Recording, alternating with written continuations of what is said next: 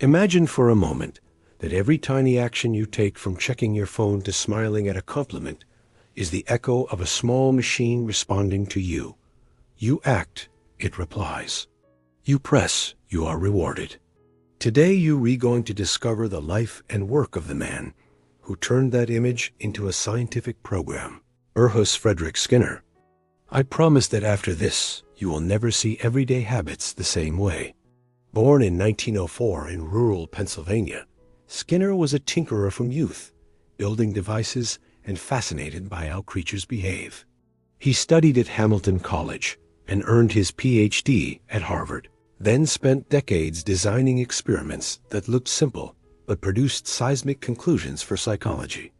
He wasn't a mystic, he was a behavioral engineer.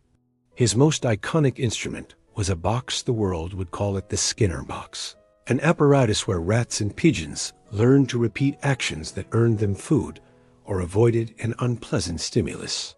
With this device, he demonstrated general laws of learning. Consequences shape behavior. The box allowed the study of continuous behavior rather than discrete trial episodes.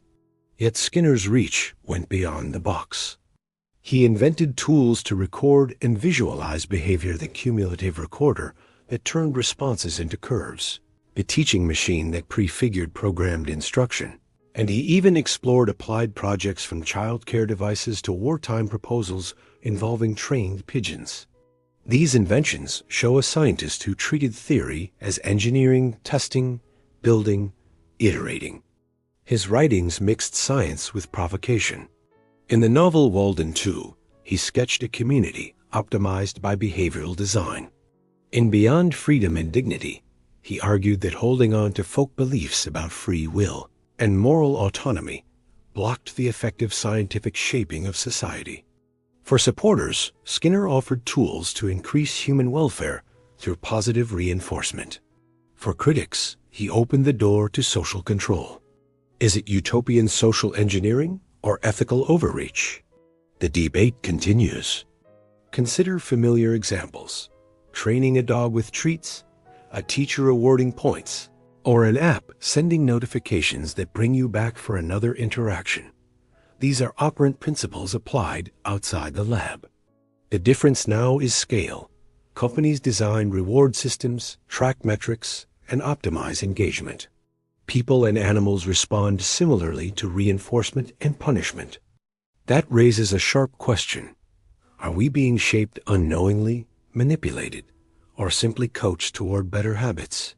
Skinner argued for using behavioral knowledge to build better lives, minimizing harsh punishment, reinforcing prosocial actions, designing environments that promote well-being.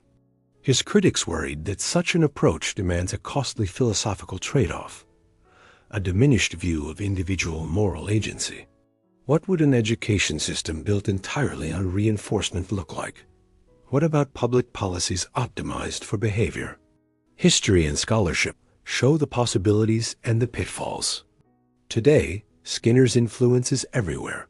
Gamification strategies, algorithmic rewards, continuous feedback in education. We may not live inside a physical chamber, but screens and data create a distributed Skinner box. The takeaway is not paranoia, but empowerment. Understanding reinforcement returns some power to you. Which behaviors will you strengthen? Which will you extinguish? If this challenged you, if it unsettled or fascinated, you leave a comment. Should psychology help design society or only describe it? Like, subscribe, and share to keep exploring the thinkers who shaped our world.